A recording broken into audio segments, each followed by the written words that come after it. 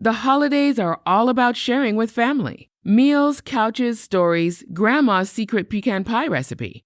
And now you can also share a cart with Instacart family carts.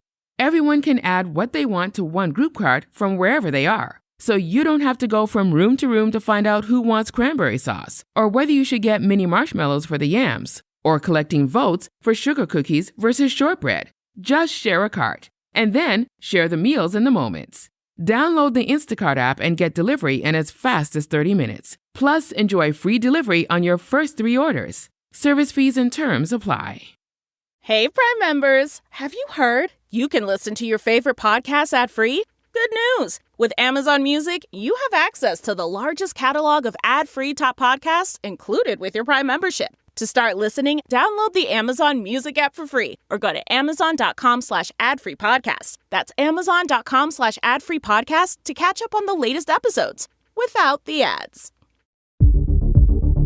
This is Fixing Famous People, the podcast where 2 reality television producers pitch solutions to save celebrities in dire straits. But first, let's get to the Pre-Fixe, your weekly pop culture roundup.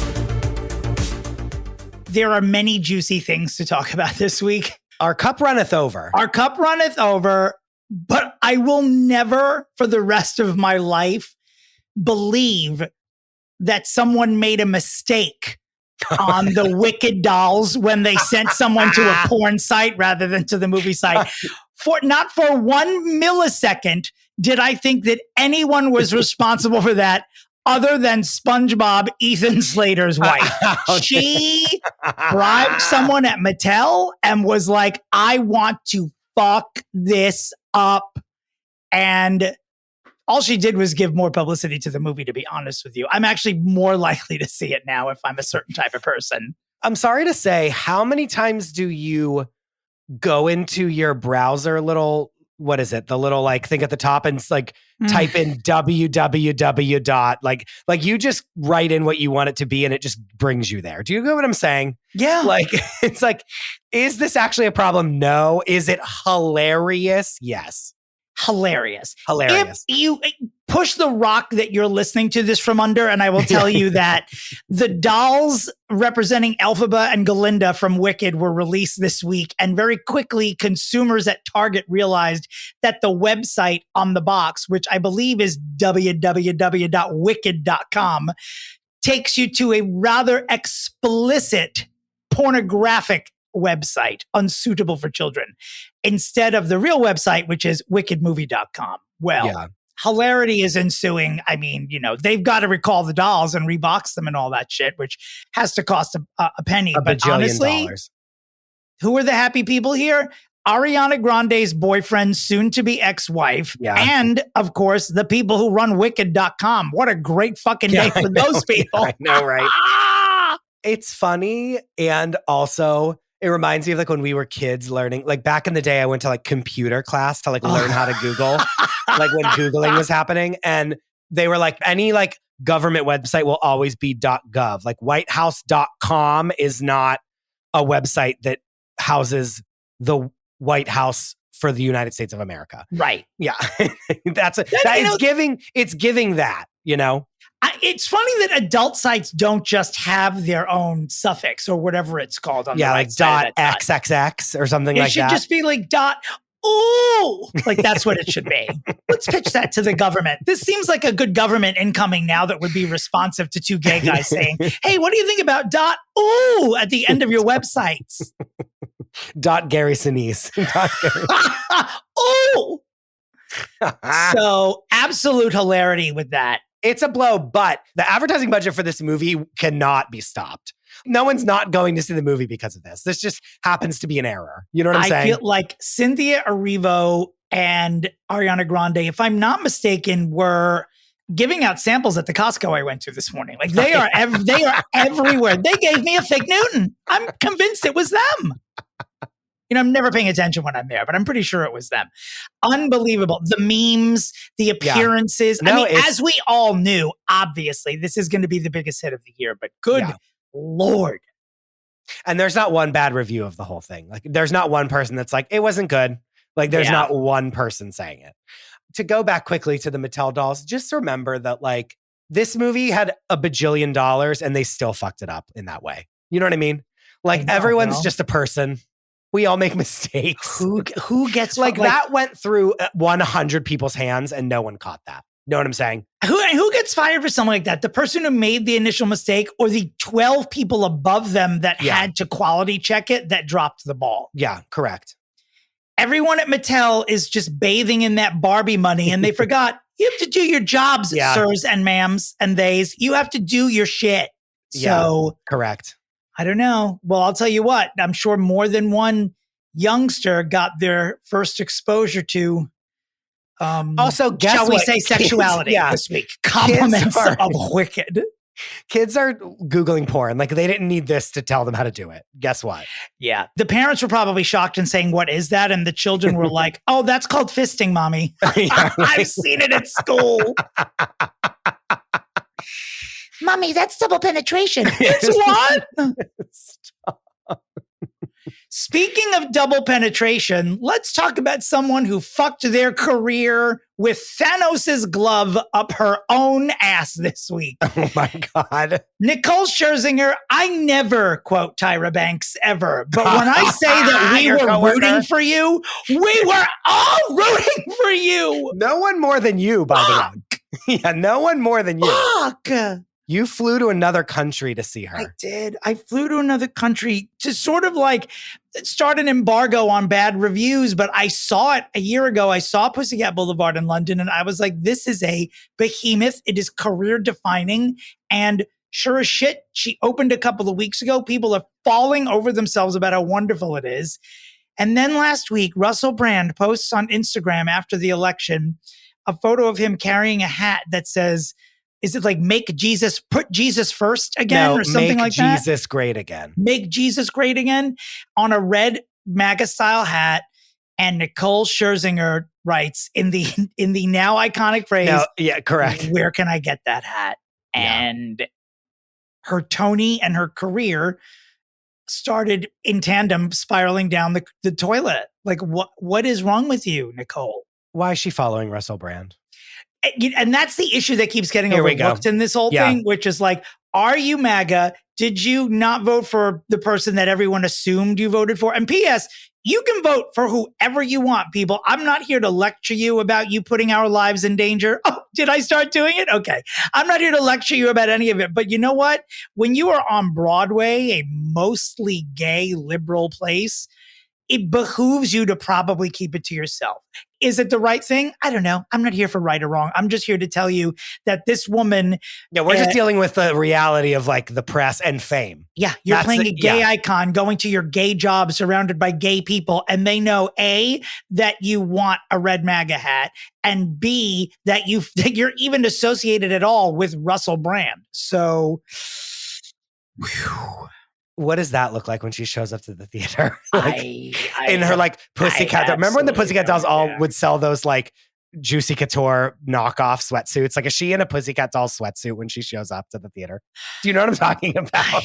I do, but I'm like, what? I'm less focused on what she would wear than I am about like, are there people on the cast that aren't speaking to her? Did she pull them aside and say separately, I didn't do this? Now, she issued an apology by saying, and we had discussed this in the group chat offline, that I was hoping she would come forward and say, I just love Jesus and I saw Jesus on the hat. And that isn't like, what she ended up, right. That is sort of what she ended up doing. However, she didn't say whether or not she was MAGA and she didn't say whether or not she's friends with Russell Brand. So I know anyone out there who voted for Donald Trump is probably like, this isn't supposed to be a big deal. For you, it is not supposed to be a big deal. I will tell you that this woman works with mostly people who did not vote for Donald Trump. And she is also powered financially by an audience of people that did not vote for Donald Trump. These are just the facts. No one's making a lecture. So she's got some splaining to do, and she had an opportunity. She didn't do it. And now Audra McDonald's going to win the Tony for Gypsy because no one's voting for Nicole Scherzinger. By the way, it's not happening. also like, weren't you in the Pussycat Dolls? Like, do you know what I'm saying? Like, it's like, no, but she's in that like apprentice pipeline kind of a thing, you know? She sort of explained it in an interview once because she has in interviews before. She was raised in Kentucky. She was raised Catholic. I believe she reveres the religion. And I think she's answered several times how she justified being in the Pussycat Dolls. She's like twerking for Jesus, which is sure. I don't. Who do whatever I mean, you want. look, Mary Magdalene's my favorite character in the Bible. I don't care if she performed nude. That doesn't matter. I mean, you can worship in your own head whoever you want. Sure. Yeah, twerking for Jesus is what it is. Go for it. I'm sure. You know, the person the thing you're worshiping invented those tatas, so shake them wherever you want. I don't give a shit. But correct. You know, correct. You know, she's getting it though online. Bad. From all like bad. The amount of memes.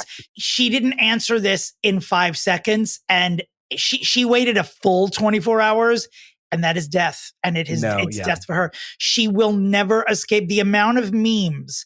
Oh, it's where everywhere. People are just screen grabbing her, saying, "Where can I get that hat?" And it's so funny. Like everywhere. Everyone is funnier than the next. That's the other thing. It's like any person that's ever worn a hat in a movie has been like, truly in a meme. It's Countess Luann's stupid ass cabaret hat. Patti LuPone singing in Company. Does anyone still wear a hat? I mean, we're not even scratching the surface of how many hat memes Incredible. This is it for her. Does she go on the list? Like, does she kind of has to. Does she go on the list? We got to see how it plays out. Yeah. Look, sometimes people surprisingly forget shit. Maybe she'll win the Tony. I just doubt it. It's going to You never know. You never know. This is going to follow her everywhere. You know who's thrilled about this? Like the Anton siblings, all these Pussycat Dolls that are just disgraced, the disgraced like other Pussycat Dolls. They are that one that tried to outsing her. Remember that one that like pushed her aside and was like doing runs? She probably hacked her account and sent the message. It was probably her. Insane. In better news this week, it's time for something we haven't done in a very long time. I'm sick, so I hope that my voice will be able to do this. Britney watch. Oh, baby. Hi, y'all. Britney Louise Jean Spears has, by the way, Chris, your voice with a cold sounds exactly like your regular voice. I hate to tell you that. I'm pulling out all my Housewives interview stops to make my voice sound okay for the next 5 hours. What does that mean? Throat Coat tea. Oh. It's a special brand called Throat Coat. Okay. And then honey and lemon in the tea. Obviously, I'm not interesting. Reinventing the wheel. But this Throat Coat tea, I've given it to every single housewife that's ever come in being like, I don't have a voice. And then I can do a 2.5 hour interview with them and they sound great. Oh, wow. Yeah. We definitely worked on different seasons of Housewives. Mine did Coke before the interview. None of this tea. That was back in the aughts. Back in the day. When drugs were legal. Anyway. When cocaine was legal. That's how old Luann and I are. Yeah. Luann didn't do Coke. I just used her as a random name. Save your lawsuits. But if she did do it, I'd do it with her. I'll be honest. Britney Spears. Britney Jean Spears. Record-breaking published author. When you... I haven't said that in a long time. I had to pull that out, Who, by the way, wait. By the way, we have a prayer chain for her. I, at every day at noon, pray for this woman. Someone left a review and was like, how dare you guys keep beating up on Britney Spears? Like, it's because of people like you that she's in this predicament. And I was like, it's absolutely not. Like, people like us, I have my eye on her, making sure she's okay. And I pray for her every day. So save your review. That review is from someone who listened to like 30 seconds of one show and did it. They don't understand that everyone. Regardless. We're a tough love podcast. We love almost everyone that we're talking about here. Listen, I love Nicole Scherzinger. I only want the best for her. I have invested. Yeah, you're upset. I've invested a year of my life in this woman, convincing people it was good, sitting on my laurels when it was done. And then she does this. And I feel like a parent who was stabbed by a child. That's what I feel like. This feels like patricide. Yeah. All right. So speaking of children and their parents. Speaking of patricide. Well, Britney Spears has reunited with, is Jaden her eldest son or the younger one? Youngest. Preston's the older one. So she has not seen her younger son, who is now 18, in several years. And apparently he is in California and has reunited with his mother. She has not spoken about this on Instagram. Bless up. Do you doubt this? Bless up. No, I'm saying you're sending I'm happy prayers. for her. I'm sending prayers. I'm happy for her. As we should be. I think it's awesome. And apparently K-Fed was unaware this was happening. He's still in Hawaii. And I guess he read about it in the Post. Because he has no idea where his children are. I know. He's still like getting child support for them. No. And the older one's like 42. Not anymore. Did that just end because this is what 18? happened? He turned 18 and now he can do whatever he wants. And like the dad, because he's a legal adult, he can get on a plane by himself and was like, bye. All right. Well, Jaden Federline. Oh God, I guess that is his full name, huh? I wonder if he'll change it to Jaden Spears when he decides he wants to be like a white rapper. Jaden Spears Federline reunited with his mother. We couldn't be happier for her because I'm not going to be reading the texts that she writes anymore because I'm in show mode for the holidays. And every time I imitate Britney, I have to have my uvula operated on. You get polyps on your vocal cords. I have to have it soothed at urgent care, so I can't do that anymore. However, she did write a long one last week, and I'm like, is she unhinged again? And then once I found out Jaden was there with her, I was like, okay, we're good. No, I'm feeling good. I'm so glad. That's all she wants is to be with her kids, and I'm glad that at least one of them is seeing her. Yep. Yeah. Getting back to Ariana Grande, one of the stars of Wicked, she dropped a little bombshell late last week on Las Culturistas where she said that for the next 10 years, she's going to be switching gears and not really be doing pop music, but switching over to musical theater. So, I don't think she'll ever be far from being a pop star, but if you watch her on this press tour and you just understand what we have been saying for a little over 2 years, like when we found out that she was dating Ethan Slater, we said on this podcast, you know what, that's the high school drama geek that she was always supposed to be with because she is one too. And if you see her being interviewed about Wicked, she is incredibly talented and is a phenomenal pop star, but at her core, this is her. This musical theater is her. You're not looking at a pop star when you see her in these interviews. You're looking at someone who this is the dream job for her. And we talked about this last week too. And good for her, man. She's so happy right now. I'm so happy for her, really. She's also extremely talented. Like today, Hassan was showing me a video of Amanda Seyfried was doing like an audition. I think her audition got put online of her auditioning for Glinda and she's singing Popular and doesn't know the words.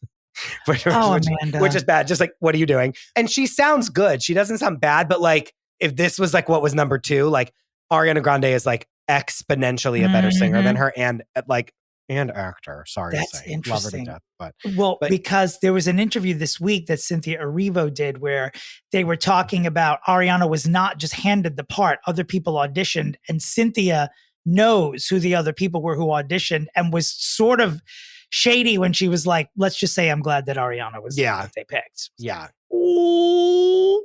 They both had to audition. Like there's videos of them like offering the role to them and they obviously start sobbing, crying when they get it. But like I'm just so excited. It's only a week away. Less than that. There are screenings popping up. I feel at this point, I feel like the only one on my feed who hasn't seen it because people are just like, I've seen it. I can't talk about it, blah, blah, blah. I have a ticket to a Guild screening tomorrow night and I can't attend it. I was going to give it to you, but I can't. They check. No, they're not allowed. Yeah. And Cynthia and Ariana are going to be there queuing and A-ing. Yeah. What on earth is more important?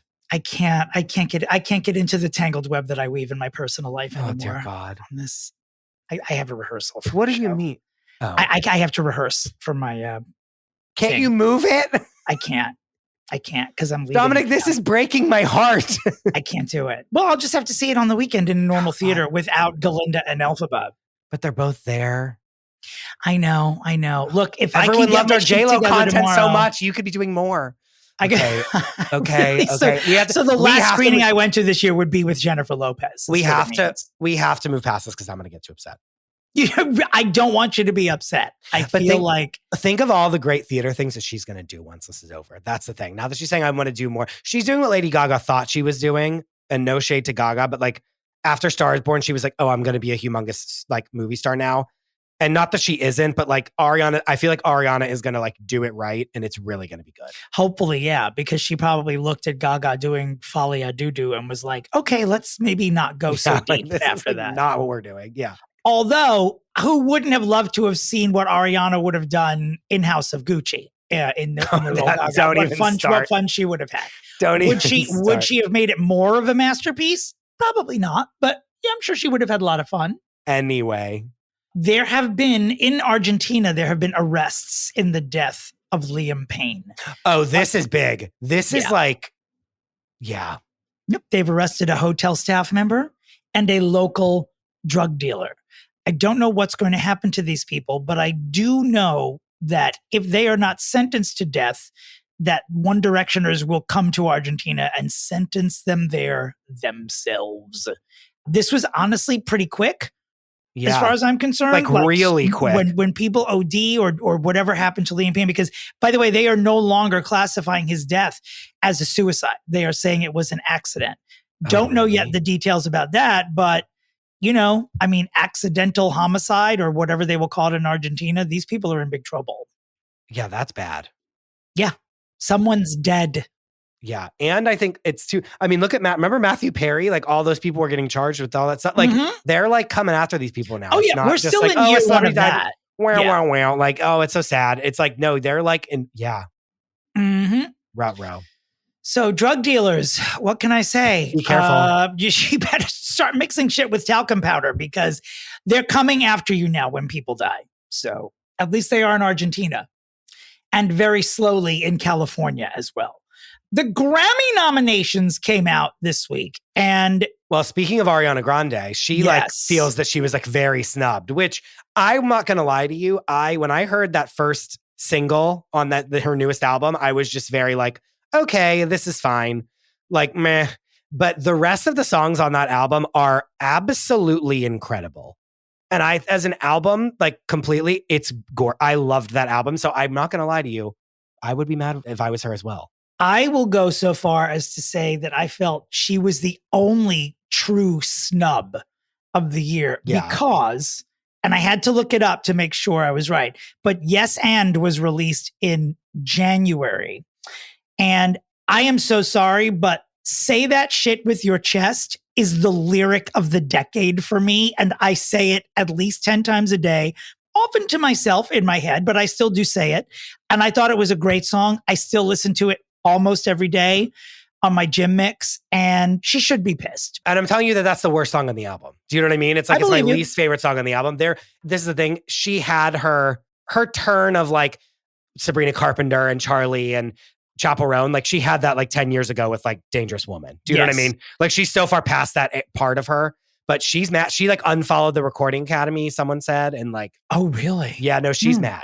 But who cares? She's in Wicked. I only cared about that one song. I don't know that the album, I know you love the album and you've talked about it here It didn't get a lot of traction. It didn't track at all. No. I also think that she was so busy promoting this film that she wasn't out there. Like, no, not at all. She wasn't promoting this thing at all. And many people didn't even know that she had an album out this year. So I am upset about that. But much like you were hoping for, as a middle finger to the Country Music Academy, Beyonce is not only the most nominated artist of the year, she is now the most nominated human being in history with her 11 nominations. And Cowboy Carter is just nominated for everything. Album of the year. And most importantly, it's nominated in all the country categories that it could get nominated in. So she did it. And I love you, Beyonce. And what's the name of the song? Texas Hold'em? Or is that the name of it? This thing, Texas. Woo! Love it. Cute. Album. Cute. Great. No. I still can't be sold on, this is not an album of the year to me. No, it's not. I love Beyonce. It's not gonna get it. My prediction at this moment, well, I don't think Taylor's going to win either. I mean, no. I don't think they've set up a Beyonce versus Taylor. I think at this moment today, and the winds will change on this because they're months away, but this feels like Chappell Roan's to lose at this point. Yeah, correct. I agree with you. Although they love Billie Eilish so much. They do. The Grammys, I mean, they've given her 9 million of them, so she doesn't need to win, but like they love Billie Eilish. I don't know that whole album, but I know the few songs I know were good from it. Yeah, it is good. I mean, she's so fucking talented. It's like out of control.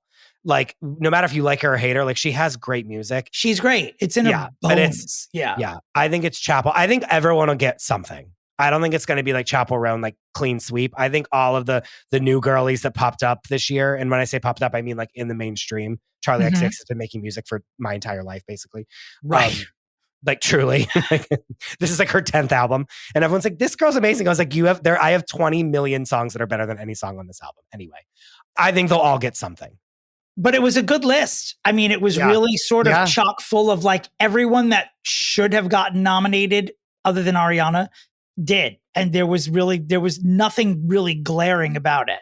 Beyonce's doing like Levi's commercials. I'm like, can you do like a tour? Like, what's happening? Well, I mean, she just did one. Yeah. No, I know. But like, then you put it on another album that you like want everyone to be like, give us some oomph. Can't Beyonce like go on SNL and perform or something? I don't know. It's like way too late. She put the album out like in the spring. So, but you know what I'm saying? Like she did 0 performances of this music. But that's not what she does anymore. She's too big, right? Yeah. She's just like, I don't do videos. I'm going to do what I want. I'll rarely do interviews. Which, like she has earned it. I won't lie. She's worked her entire, she's like a 16-year-old girl whenever they were in Destiny's Child. One thing she shouldn't do anymore though, is like endorse anyone politically, because that seems to be like a waste of time. And if you're going to do, I bet she wishes she sang now. I bet you wish you sang now. Didn't you? Could have made a difference. Moving right along. I'm sorry. Flat. Let's move on to Jessica Simpson, who, do you want to take this one, Chris? I mean, you are so foaming for this. Wants to defy us and say, oh, you don't think I need fixing? Let me do another album so that you guys can attack me on your podcast. Which to her, I say, gladly. Well, she's been posting cryptic shit on the socials, and now I'm not even going to Angela Lansbury this. Excuse me. I'm speaking for only people who are 80. I'm not going to Matlock this. The new Matlock, of course. Airing on CBS. I didn't even tell you. I watched Misery. I was on a plane to San Diego this weekend, and I watched Misery on the plane. It was like... It's so great. I mean, she's so great in it. She's incredible in it. It's the fucking weirdest movie I've ever seen in my life. Wait, is it the first time you'd seen it? I like had never seen the whole thing all the way through. Have I seen like clips of it and like scenes like forever and ever and ever and ever? Yes. But like to sit down and have it like first scene to last scene, yes. And like, what the fuck is this? Well, you watch The Hobbling on a plane. I need a place to run around when I watch that scene. I can't be seated during it. Yeah. So Jessica Simpson's been posting. Obviously, we tried to fix her last week. She defied us and has semi-announced that she's releasing She's a listener. She's a listener. She's a listener. Like, proof is in the pudding. She's like, I will sing again, and I will show everyone on TikTok that I can sing. And I'm like, good. Well, whatever else she's posting on the internet, people are saying that she has split up from her husband and that she's doing a soft launch with that news because she's leaving cryptic information about it. That's sad. I mean, it is sad because I think she wants to love and to be loved. They also have several children together. But what's really sad is that she's a billionaire. And how the fuck are you going to split that up? Good Lord. She's going to lose a lot of money to lawyers. Yeah. Or does she have an NDA, an ironclad, like I don't know. I mean, he had money too coming into the marriage. Yeah. I don't know if he's got Jessica Simpson. No, I don't think he does. I don't think anyone does. I don't think any of us do. No. She's on the watch list. For what? Just we're keeping an eye on her. We're keeping an eye on her. Do you need a prayer chain for her? Or no, are you okay not yet. For now? Not yet. Right. Not yet. Jennifer Lopez continues storming the world with previews of her next movie, Unstoppable. And people just keep asking her about Ben Affleck. And Ben Affleck gave an interview last week where he just said that Jennifer is spectacular in Unstoppable, which he produced, I might add. And with Matt Damon in there. What's the name of their company? Artist Equity? Something stupid, yeah. And he's been giving compliments. And when reporters ask Jennifer about Ben's comments that she was so dedicated and so spectacular, she just smiles and says, everyone who worked on this film was dedicated and spectacular. Thank you. I'm going to go inside. Like, it's very, she is not taking the bait from anyone. No, she can't. Professional. She can't. Yes. Now, the funny thing is there's a movie that Ben and Matt are doing together. I think they're appearing on screen in this one for the first time in a while. And I think it's called R.I.P. And they were like full force doing it. But once all of Ben's personal problems started, the movie has slowed down considerably because he needs to like untie himself from Jennifer. But like, why? I don't know. Go to exactly. work. You know what I mean? Like, what the hell? Like, right? I don't get it. Well, I don't know. I mean, their jobs are different than what our jobs would be. Are they though? I don't know. I don't know how many people are relying on us, really. Just the 11 million people who listen to this podcast. Yes. Sure. And we show up every week and give them a new episode. That's for sure we do. Ben could show up and act. And then we show up here, even if we have a cold that makes us sound exactly like we do when we don't have one. We are here Wednesday fucking mornings. You're so mean to me. I'm not mean. I love you. I want you to feel better. Okay, but when you were like texting me, you're like, I feel like, should I sound like shit? And then we show up and you sound the same. I'm like, well, you sound like me. Telling you that I have it down pat. I know exactly what to do. Anyway, I sip my tea. Here I go. By the way, I got a COVID booster on Friday. Feeling great? It was shot number 6 for me, which included the first 2 whatever during COVID. It knocked me out. It knocked me on my ass. I had flu-like nonsense for 12 hours. Really? That only happened on my second shot, not third, fourth, and fifth. No, that happened to me. And several people close to me were chastising me for getting another booster. They're like, you don't need it. But then other friends I know are like, yeah, COVID is back. Get Moderna. I mean, it's just like the cold. Like, it's always going to be here. I'm always going to get a booster. I'm always going to ply my body. If you get a flu shot, like that's now a flu shot is what it is. You know what I mean? Like, right. Yeah. And I think did I get it on the same day? No, I didn't. I got my flu shot a while ago. Anywho. Fast forward to a week from today when I'm unable to come to this broadcast because I have full-blown COVID. Because the boosters did absolutely nothing. That you injected right into your veins, yeah. Exactly. Keke Palmer, a name we don't discuss on this show very often because she's mostly scandal-free, I guess. We do love her. Love her, beautiful, love her, all of her work. I believe she has a new book coming out, which means we're going to have a story a day about her because that's how it works now. Like for the past 2 weeks, we had to deal with Martha Stewart, and every day it was another affair while the documentary came Martha out. Stewart farted once is like one of the So Keke is saying that she had an argument with Ryan Murphy on the set of Scream Queens over a pre-planned paid time off day, and that whatever the argument was because of that one day, he has blacklisted her in Hollywood because of it. This is what she's saying. She's also making accusations of racism on the set of Scream Queens, where 2 cast members were fighting and Keke tried to settle the fight. And one of the cast members looked at her and said, "You are not Martin Luther effing King," which she took as a microaggression. Will not name the cast member who said it, but the internet is fully into it being Leah Michelle. I'm certain it was. In second place for that would only probably be Emma Roberts. And then in third place, it's definitely not Billie Lourd, who is also, I just don't see Billie Lourd saying that. Absolutely not, no. She's like on Keke's side, she's like on Keke's side, like yelling at the rest of them. Do you know what I mean? Like, it's right. No, I feel like Abigail's on her side too. I don't know. Unless it was Jamie Lee Curtis. It's not Jamie Lee Curtis. How dare you? But here's the thing, though. Dare you? If it was Jamie Lee Curtis, I'm laughing at the joke. I'm sorry. If it was her, I'm like, that's just an old lady telling you to shut the fuck up. Like that, I'm laughing. And if it was Jamie Lee Curtis, Keke would be like, respect. She'd be like, she wouldn't even say she wouldn't. Right. We wouldn't even be talking about this right now. It's absolutely not Jamie Lee Curtis. It was Leah Michelle. 100% it was Leah Michelle. Can we say that officially here? I have no reason to believe it other than the fact that every person that's ever worked with her has come out of the woodwork to say that she's an absolute fucking monster. And I'll leave it at that.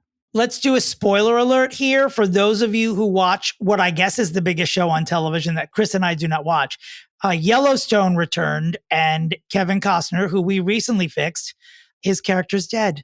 And people are up in arms, angry at Taylor Sheridan that he couldn't figure out a better solution for this. P.S. Their premiere of their season 5, this back half of season 5, was the highest rated episode of Yellowstone ever, which is an achievement because that show rates through the fucking roof. Sure. Taylor Sheridan is the heterosexual Ryan Murphy at this point, by the way. His list of upcoming projects is like a Dead Sea Scroll. It's insane. Like he's doing all of it. I mean, they opened the door for Kevin Costner to do your fix, Dominic. Is Taylor Sheridan listening to this podcast as well? Obviously not if he killed Kevin Costner. Because I said like he should like come back halfway through a season to like reinvigorate the show. And you were like, no, go elsewhere. So wait, who's taking my advice? I'm saying that Taylor Sheridan's opening the door for Kevin Costner to then be on And Just Like That, like you said.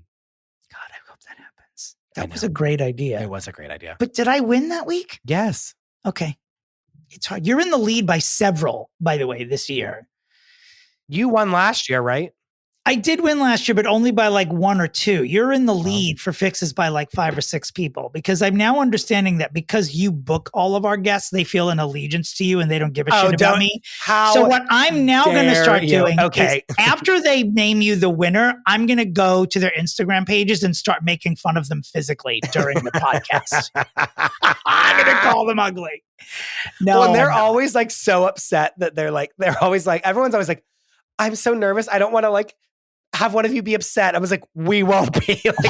Not only will we not be upset, you should say, and this is the fact, Dominick will not remember who won or who's been chosen. The only reason he knows the numbers is because I'm the keeper of that grid, and that's it. I actually do need to start saying that, because like Dominick will forget what his pitch was last night. I don't remember. Tomorrow. I don't. Yeah.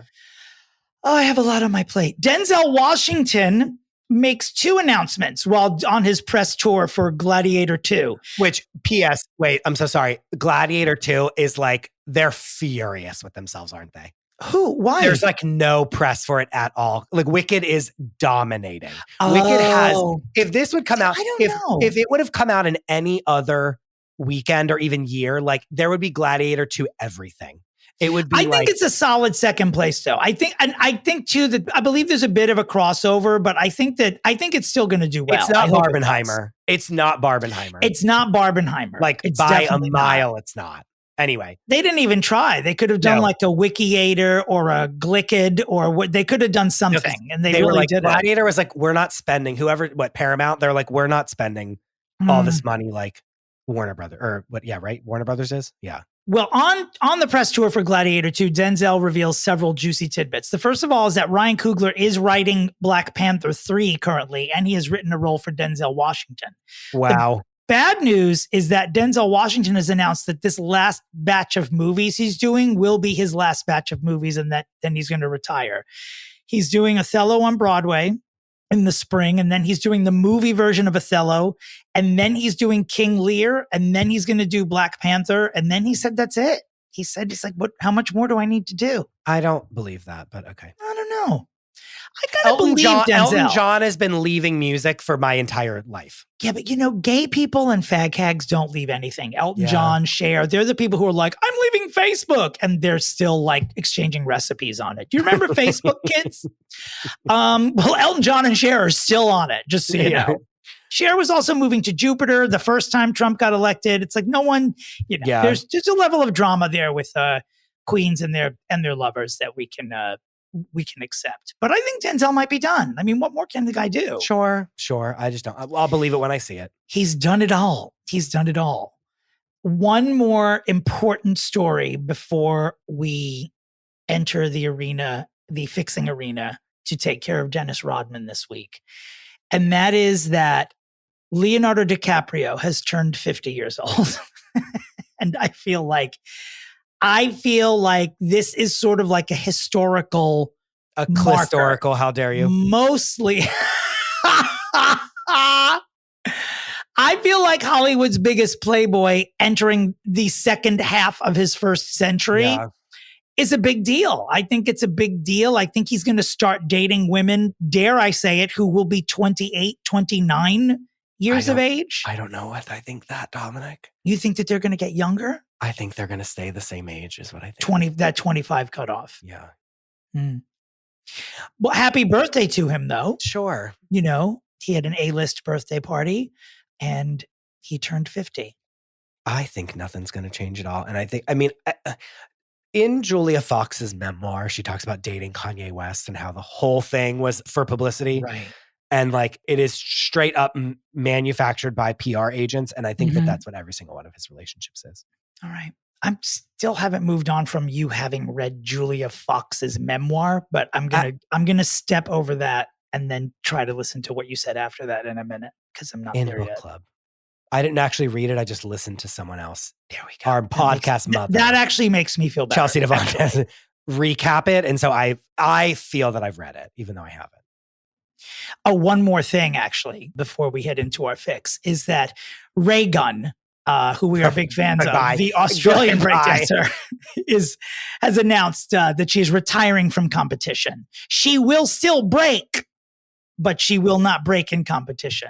Well, she got 0 points, so she shouldn't. Right, because the only thing that she breaks in competition is wind. And speaking of breaking wind, allow me to tell you about my holiday tour, Dom We Now, Our Gay Apparel, which we are less than 3 weeks away from opening night in San Francisco on December 1st, going to 10 cities this year, everywhere between San Fran and Atlanta. Please go to my website, domandterry.com, to buy tickets. I hope to see you. I hope to have fun. I hope to laugh, cry. Maybe we'll pray for Brittany at the end of it. I don't know. God. I really don't. I don't know. A theater-wide prayer. That'd be beautiful. I don't know what will happen. While you play Maybe we'll Ave take Maria. up a collection. Maybe we'll take up a collection for her. That we send to Brittany from her. That I will pocket and tell everyone on this podcast that I sent to her. But sure. I have Botox to pay for. So you can send that in advance too. So please go to domandterry.com or find the link on my Instagram page. And also, people, can I ask you as a favor, can you go to the Fixing Famous People Instagram page and like that page for us? I know many more of you like our personal pages than the FFP page.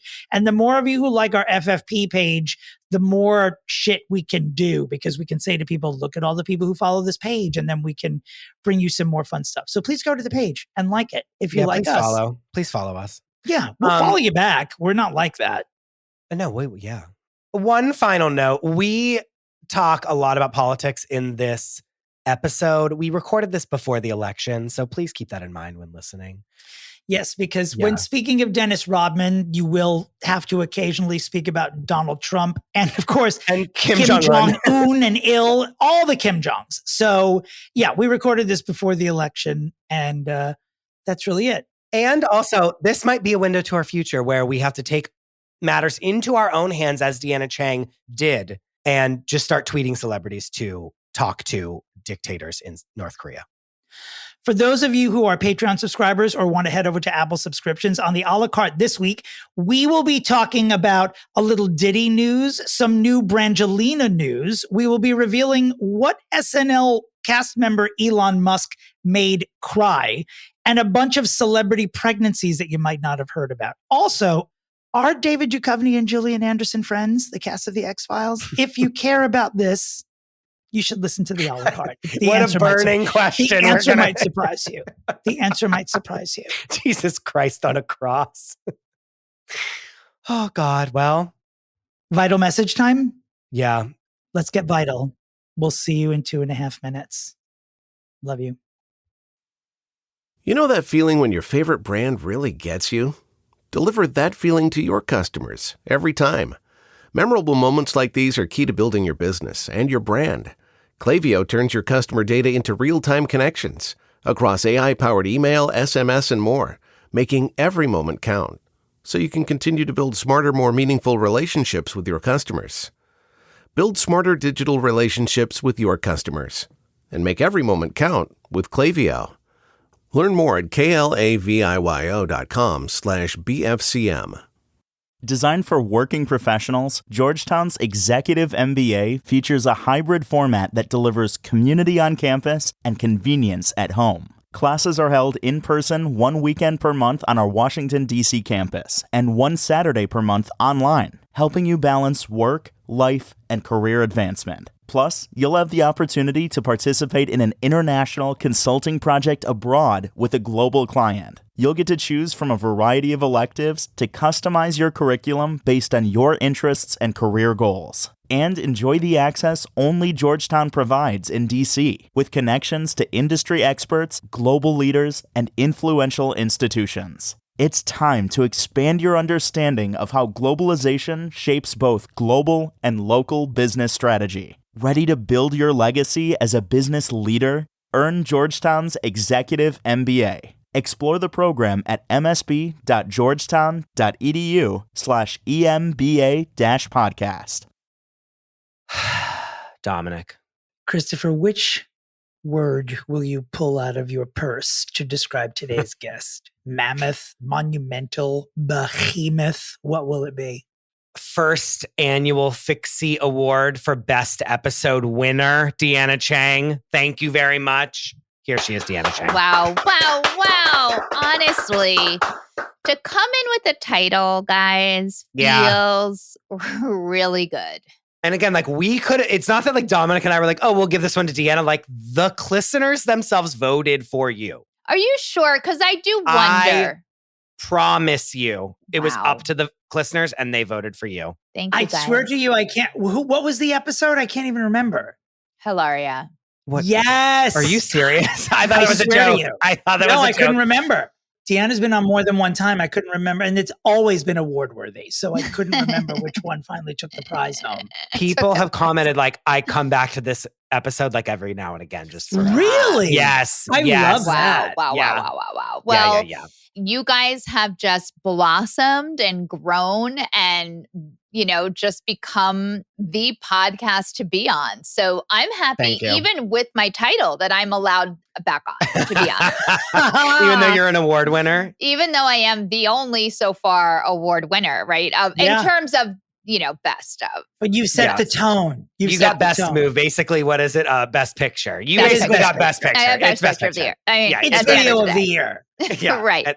It's best supporting actress in a sci-fi rom-com blockbuster. It's basically what every award for this podcast is equivalent to. And today you return for someone, I guess, quite different. Someone with a very personal relationship that Deanna has with this person. Before we get there, I have to give Deanna props. I have given them to her on the show before, and Dominic, you can't cut this out. Months ago, in June of this year, Deanna was like, I've discovered a woman. She's on YouTube. She's ranting about Diddy and Jay-Z and blah, blah, blah, and this and that, and this person and this person. I spent 3+ hours watching videos of who we all now know as the queen of TikTok, Jaguar Wright.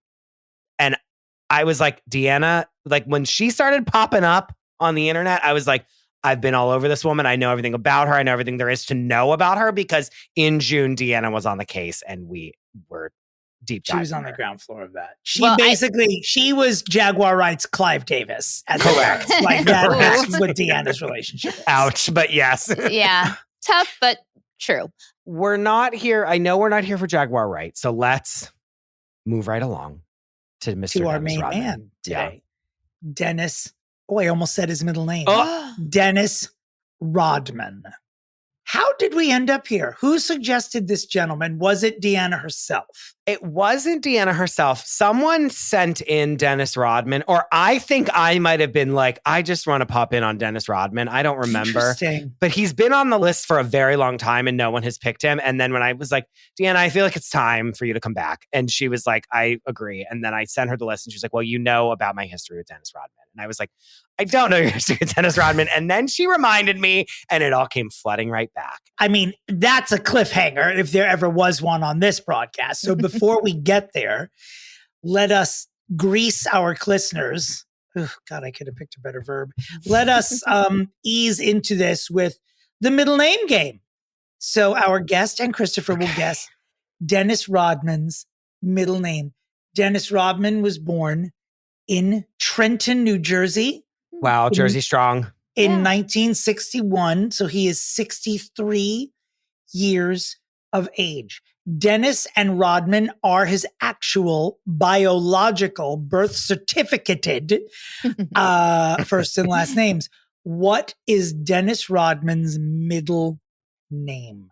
Eugene. That's a great guess. It is incorrect, but it's a really good one. Orlando. Oh, good one. Wow. Interesting. No, I feel like I'm going to disappoint both you and everyone listening like right Scott. now. It's Keith. Dennis Keith Rodman. Deanna, Orlando. Beautiful guess. Thank you. I'm kind of partial to Eugene. I would have believed Dennis Eugene Rodman. I kind of thought I was going to get it. You would have had to have won a physical prize if you had guessed Eugene and it came through. So where do we start? I mean, do we start with Deanna? No, I think we start with Orlando. We cliffhang even longer on her association with him? Yeah, I think so. I think so. Is Deanna the mother of one of Dennis Keith Rodman's children? I wish. Wow. I mean, what? Where do we even begin? I mean, he comes to prominence in what? I think probably the late 80s. Well, I had to do some research on him. And whenever we do anyone sports-ish, I have to Google all the terms that I'm reading about rebounds and layups and whatever shit Dominick. was. The best defensive player. I didn't go to gym, Christopher. I don't know any of these things. You know what a rebound is. Like, I suppose in relationship-wise, sure, it's my whole life, yeah, please. My whole life.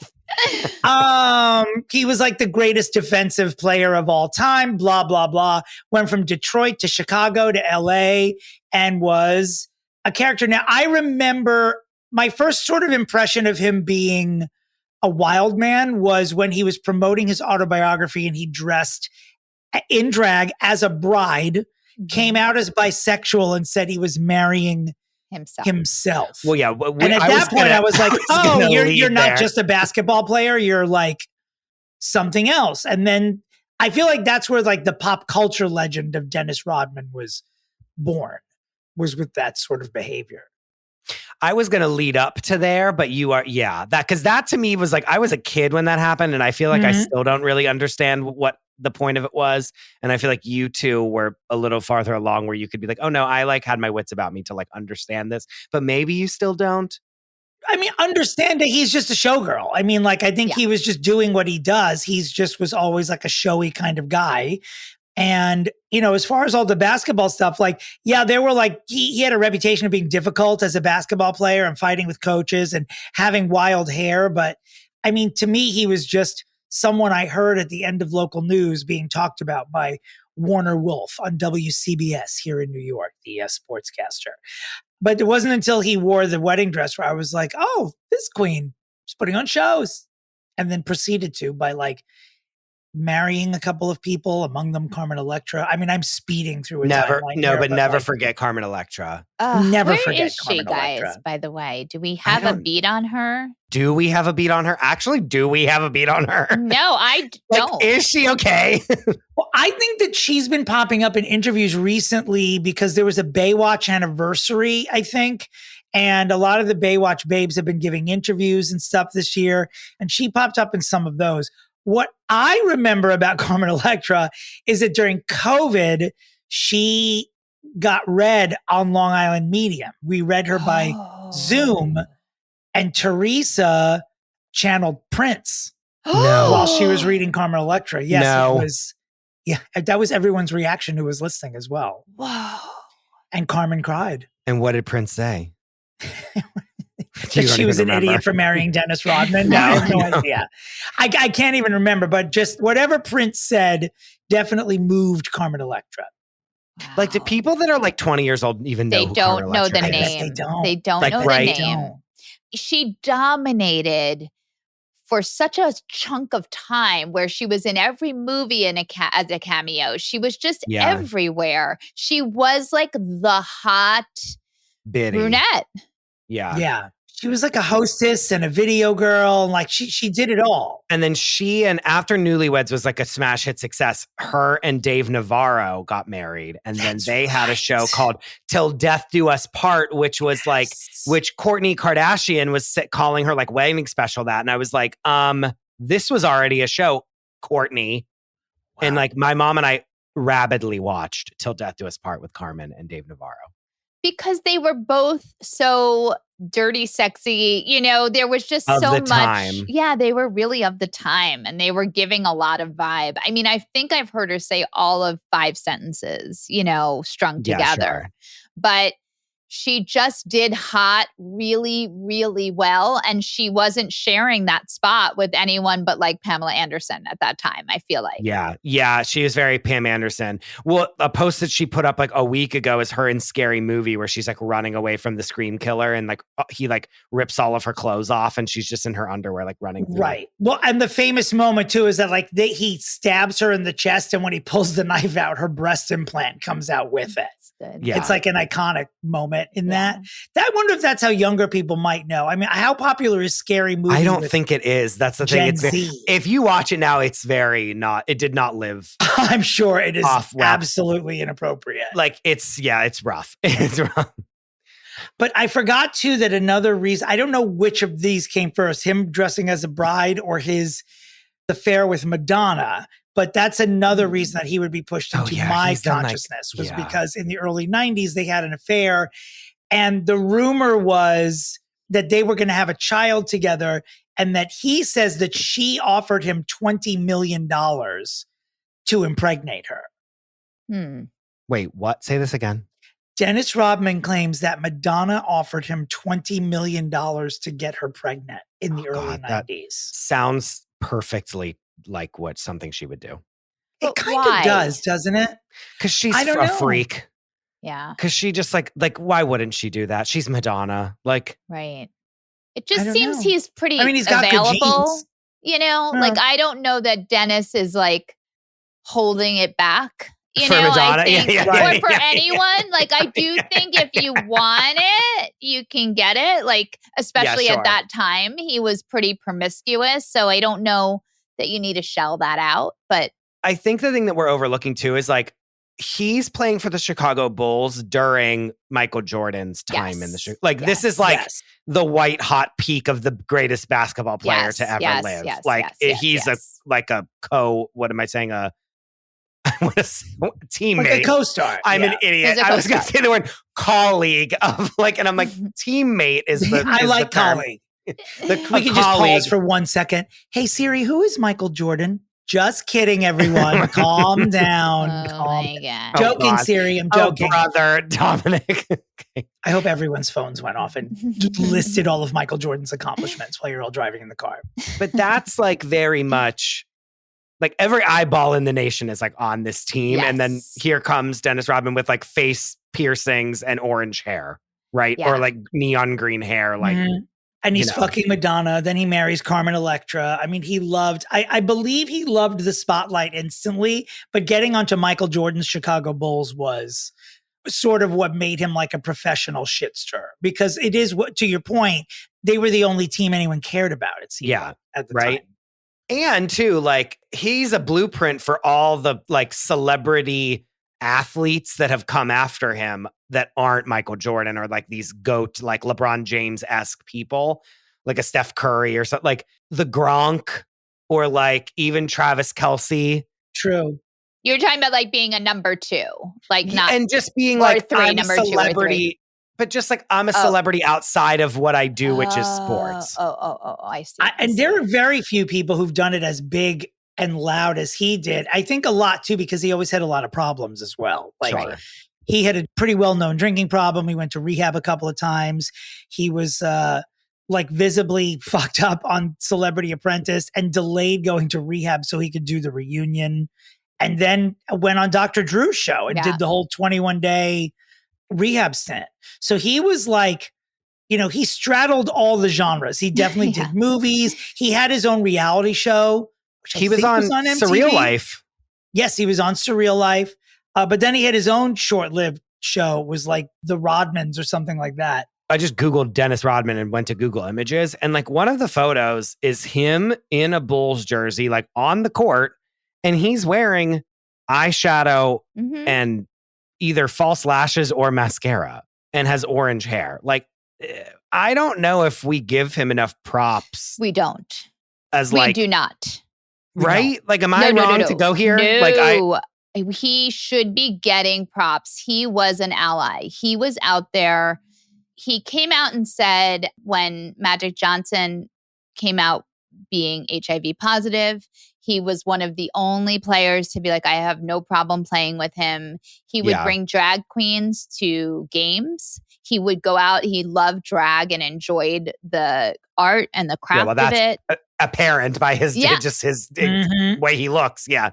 But, you know, he was doing drag and marrying himself, he's saying publicly that he's bisexual, and that just wasn't happening at all. And still, quite frankly, really isn't in sports. It's not, but if you're going to do that because you are bisexual and you like to dress as a woman at times, it does help if you are 6'7" and an athlete at the top of your physical mountain of a human being. The peak of your physical abilities, that's a good time to come out and say, like, I'm bisexual and a cross-dresser. Yeah. Come at me, bro. Like, what are you going to do? Totally. Yeah. But we acknowledge the allyship for sure. And which I never felt, despite his later political leanings, I never felt that it was fake. I never felt like he was gay baiting. Like that part of him always seemed very genuine to me. And he said he's bisexual, but like, is he, like, did we ever see him ever with a man? Like, not that we have to, but like, was he ever like holding hands on the red carpet with like, I don't know, someone? Well, he who did would date. He dated Gary Coleman for a while, which not many people know about. What? Dominick. Don't do this. Not in this market. Not in this particular climate. They made it a freak off. For real. So wait, before we go further, I mean, we've gone deep enough into this broadcast. We need to know the Cheng-Rodman connection. Like but before we get there, I'm sorry. Before we get there, what are the reactions of adults when he has the wedding dress? I was a child when this happened, so I feel that I was shielded from it, and then like saw it later and was like, oh, this was something was it outrage? Like, would we be talking about it every week on this podcast if it happened? The energy I'm remembering from it is that people were just like, oh, this guy will do anything for publicity. It was very much that energy. Like no one sort of, it wasn't like when Caitlyn Jenner debuted on the front of Vanity Fair. It was more like, it was a little more eye-rolly than that. It was more like, Dennis Rodman was sort of like a Howard Stern character. You know? He would do Howard Stern a bunch. That's sort of where I feel like I got to know him.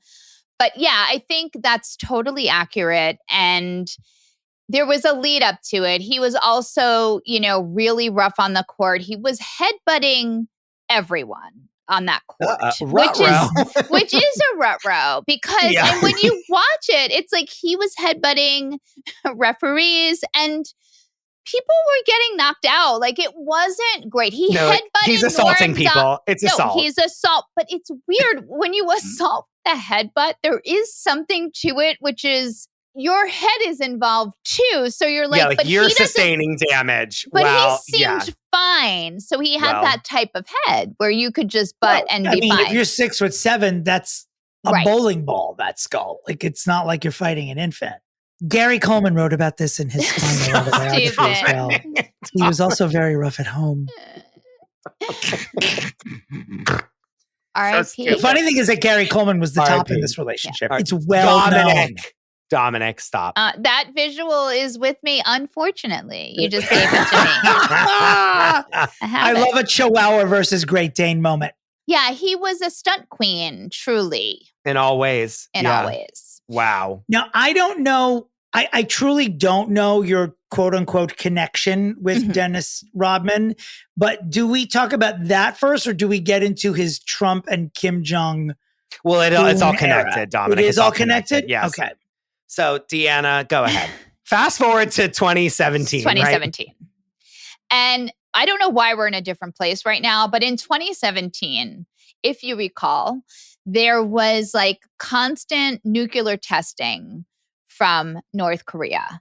Kim Jong Un was saying, basically, I'm going to shoot one off. Like, heads up, we're looking to blow. And it was really consistent. It was happening. There would be like, and there's been a nuke tested and it landed here. And they've done 3 more tests. Are you guys with me on this? You're looking at me blankly. I'm completely following. Yes. I always look like this. And this is when Trump, and we're like, hi, President Trump. Like, what are you going to do about this? Right. Yes. Right. And he's taunting him. Correct. So I looked at my resources, as I do. I took a look around to see who we had available to deal with him because Trump was not an option. And I landed on Dennis Rodman. Not before tweeting the Department of Defense, the CIA, and the FBI. Correct? Okay. So I was really Guys, it was a time where I was so freaked out about a nuke coming our way that I was like waking up in the morning being like, I'm here. Okay, I'm here. You know like, what I mean? Like I wasn't blasted off the planet. And I was really going down a road. Okay. No, but for good reason, by the way. Yes. And it's, I'm sure pending, like World War III pending. Everything's pending. Like it's you know, we move things around and fears get relocated, but that one was at the front.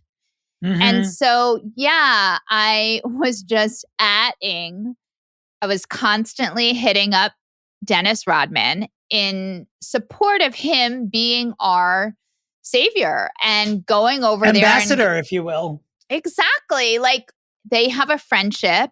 Because he'd already been to North Korea for basketball stuff and then developed a friendship of sorts with Kim, correct? That's correct. And they would like go horseback riding and they, you know, took ski trips and they were having a blast. You know, they just were. Did they fuck? Is this where he might have been practicing bisexual? Probably. Honestly, though. For his country.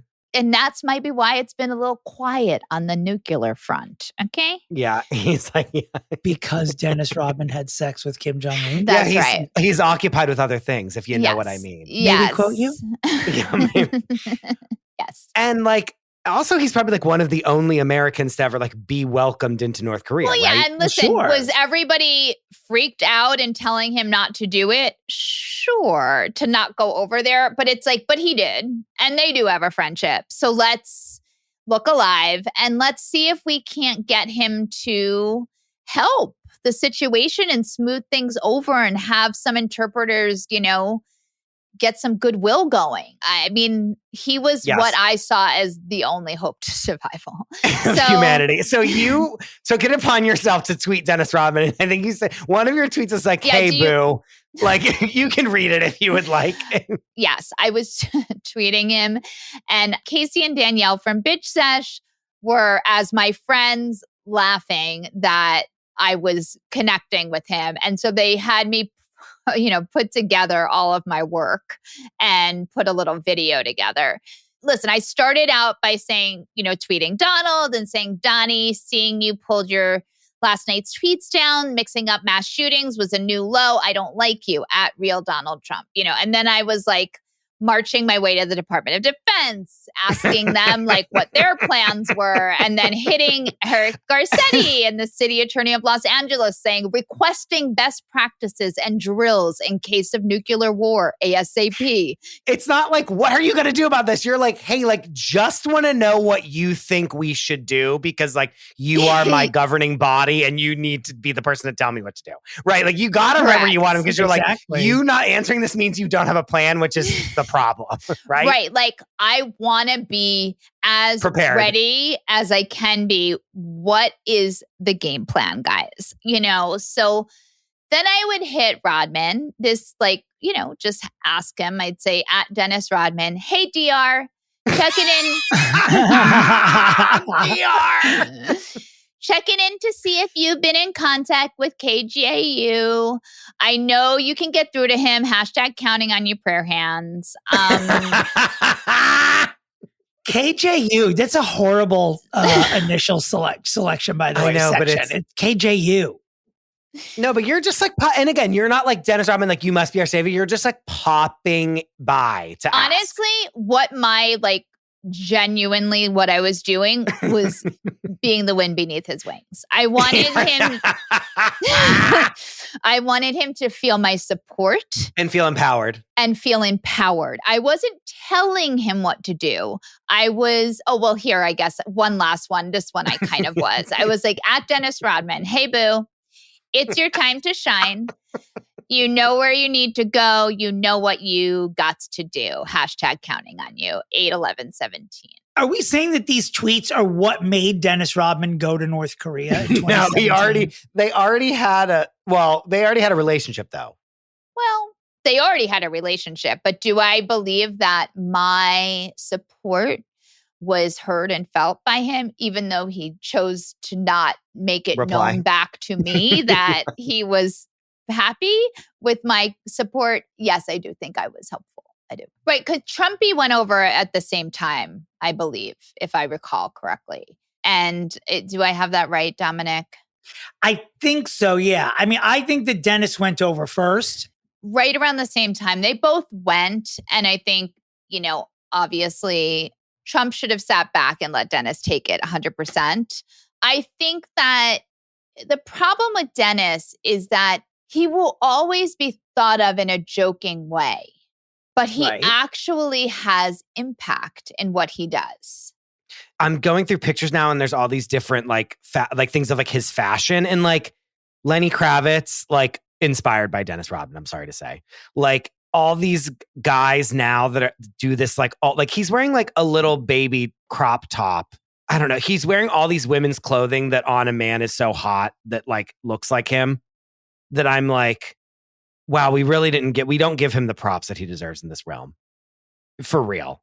No, and I don't think he's open and available to receiving them in many ways. No. I think that like he doesn't have that ability. I think probably because of his a lot of things. He never seems present to me no matter what he's doing. Agreed. Even like in the North, like he just doesn't seem present. And if there's like a medical or chemical reason for that, obviously my apologies, but he's just one of these people that just always seems distracted to me. And I agree with you that I don't think he fully understands the potential of what he could have done or what he can do, because he does have a lot of power and he does have a lot of admirers. In recent years, though, more of his headlines have to do with his substance abuse. Even before he went to North Korea, there was a hit and run, and he was charged with battery right before COVID for slapping someone at the Buddha Sky Bar in Delray Beach, Florida.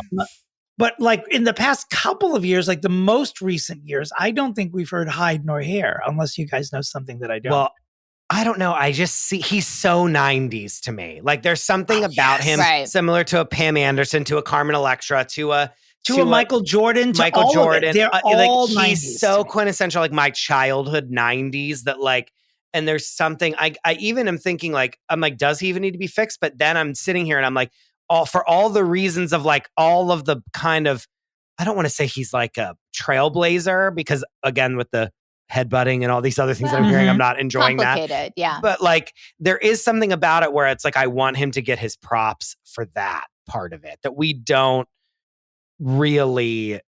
It's so funny that you brought that up, because he really was like, he exists in a pop culture ball for me. That was the year. I mean, you were literally in diapers at that point, but I was the receptionist at the Joan Rivers talk show. And there was like a handful of celebrities. It was like Michael Jackson's trial, Woody Allen and Soon Yi, and then Dennis Rodman and like Sharon Stone. These were all people that just sort of circulated around Joan's gossip and The Office and The Inquirer and the news. He's definitely one of those people. Maybe top 10 for that era, actually. He really is kind of legendary, though, I will say. Mm-hmm. It would be really cool for him to sit down with players who have come out across all different genres of sports. Sure. Yeah. And have conversations, because I think he really resented. I mean, he spoke about in one of the interviews I listened to on my way to doing this podcast, he was talking about knowing a basketball player from the NBA who came out and was fired immediately. Yeah. And he's just like, that's insane. It's insane to not be able to be who you are and play a sport. Mm-hmm. So he really did have a very clear head and really felt strongly about, and this was when he was older, not back in the day. He's like, I love my gay fans. Sure. I love my community. I get a lot of energy from them, and I feel the energy's always been reciprocated. And I just don't think that conversation has bubbled out. Yeah, there's something about this is such a missed opportunity here for me. It's like it's people didn't crazy. take it seriously either, because of like the wedding dress and him, like Chris said earlier, about him not being like a practicing bisexual. Like he should get flowers for it, but at the time, everyone just thought it was No, and then like in the early 2000s, when in theory he should get all that, he like went on like The Surreal Life and did like this reality show and did all this like stunty things after he stopped playing basketball to like still be famous, which I think then at the time was like really looked down upon. Yeah. And I'm telling you, his physical stature is a giant part of the reason why he did not get fucked with more about this stuff. Oh, yeah. I mean, it's because they were like scared they were going to get headbutted. Yeah, if I was 6'7", I would have come out when I was 10 years old. Are you kidding me? I would have dressed as Judi Dench for prom. All right. So do we feel like we're here? Well, I do want to say one last thing that came across my desk, and I can't confirm it, but someone said he broke his dick 3 times. Never heard that. Deanna, this is lighting a match for me. Okay. I'm like remembering, and whether that be like a wives' tale about him or not, like, why do I feel like I know this? He seemed to confirm at least one breaking. Well, here's the thing. If you're 6'7", that thing's got to be a tree branch. So I would believe it would break even multiple times. Let's play a game. Hey, Siri, did Dennis Rodman break his dick? She wrote, I don't know how to respond to that. Hey, Siri, grow up. Yeah, really. Christopher, I think we're at the arena, are we not? We are. Speaking of three-ring circuses, we're at we're 2 ringmasters facing off to see who's going to be the prevailing the victor or the Victoria. I might close my eyes to receive these. Okay. All right. You know best. You know best. There's only a few people that have been pitched more on this show more than you. If not, maybe you might be the most, actually. Wow.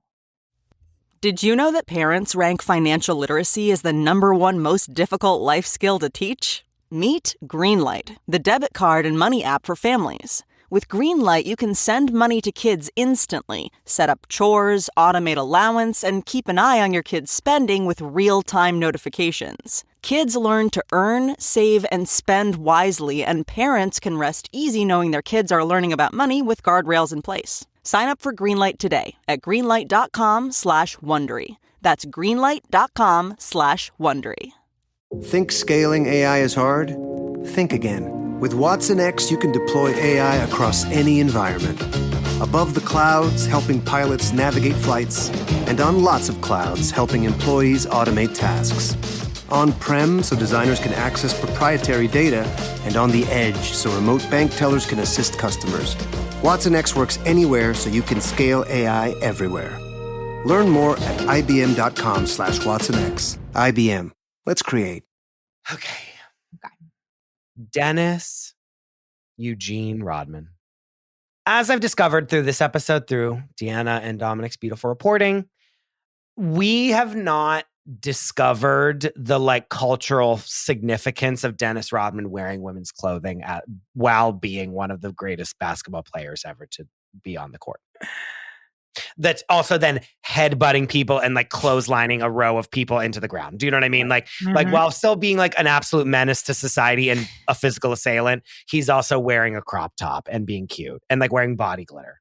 That to me has never been replicated. And Netflix right now is putting out a string of very, very compelling sports documentaries. And I think what we need here is a documentary called Rodman. And it can be 4 episodes. It can be one thing.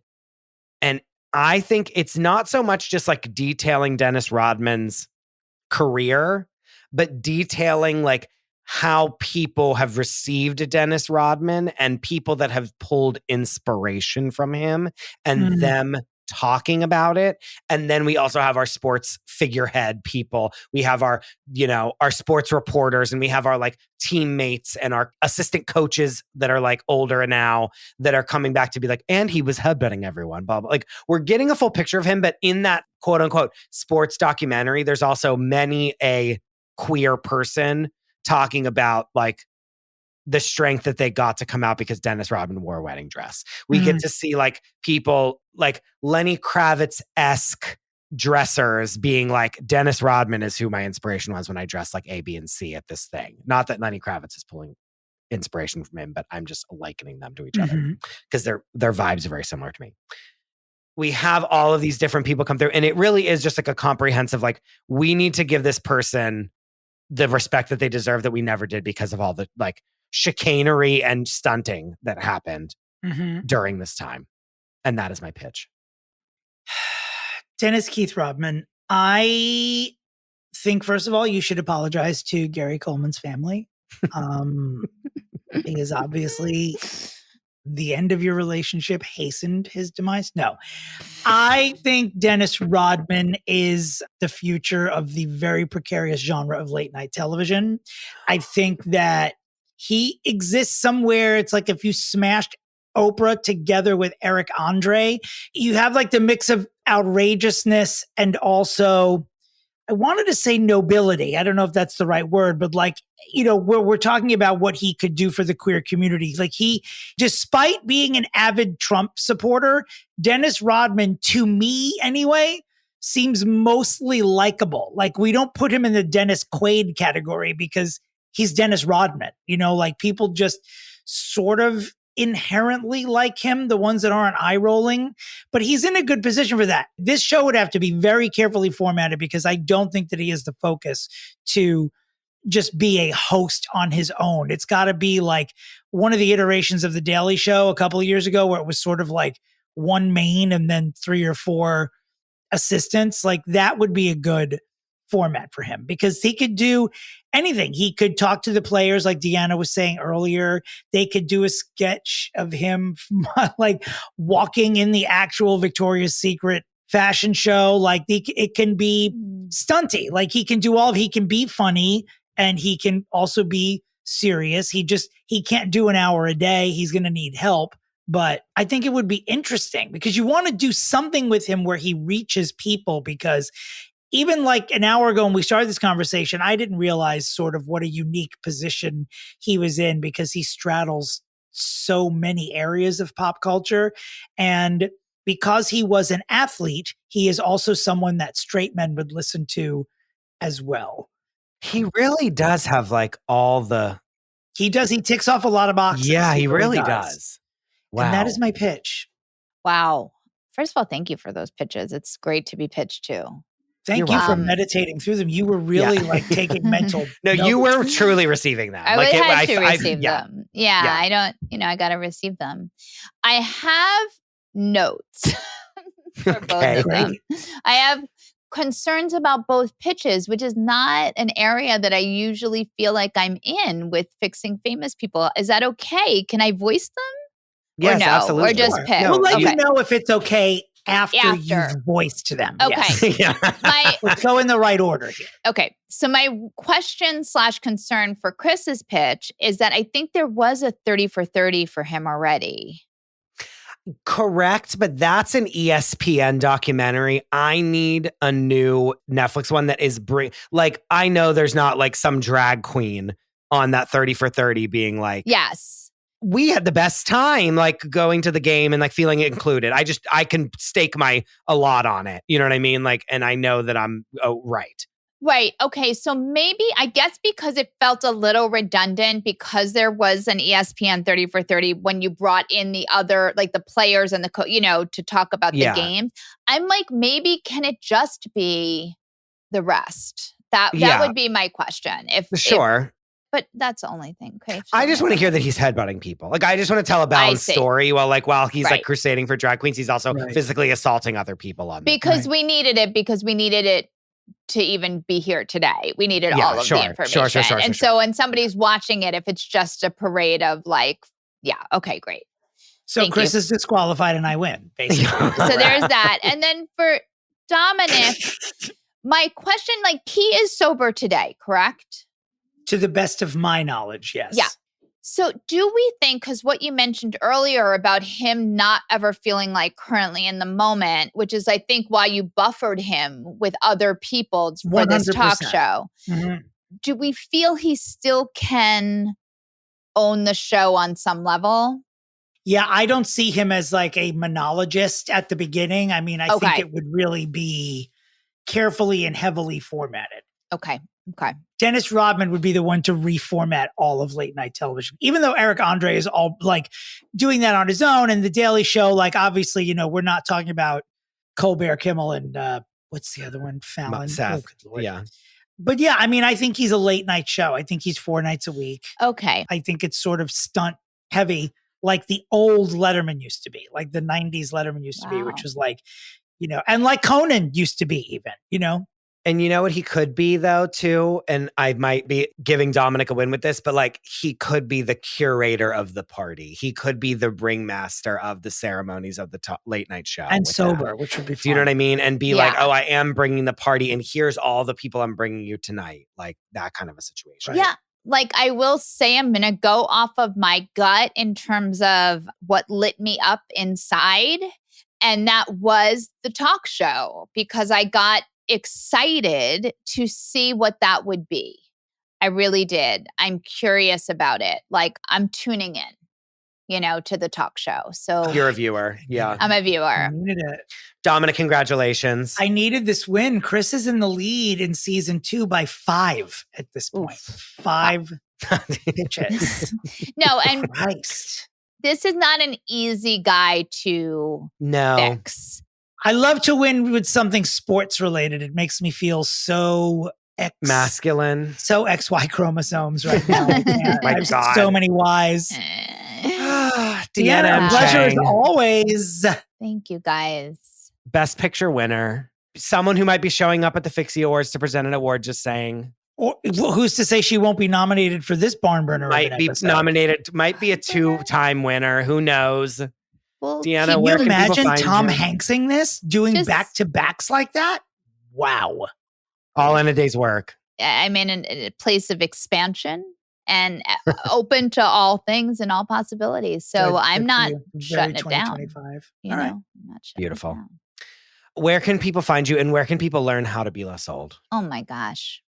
At Deanna M. Cheng on Instagram and Twitter or X. And then my Substack is howtobelessold.substack.com. And my podcast is free on Apple Podcasts. You could just go and download it. And that's How to Be Less Old as well.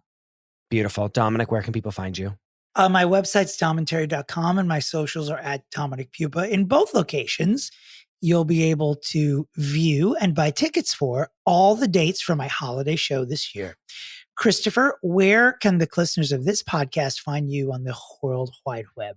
You can find me at the Chris DeRosa. You can find the show at Fixing Famous People, and you can find the Patreon at patreon.com/fixingfamouspeople.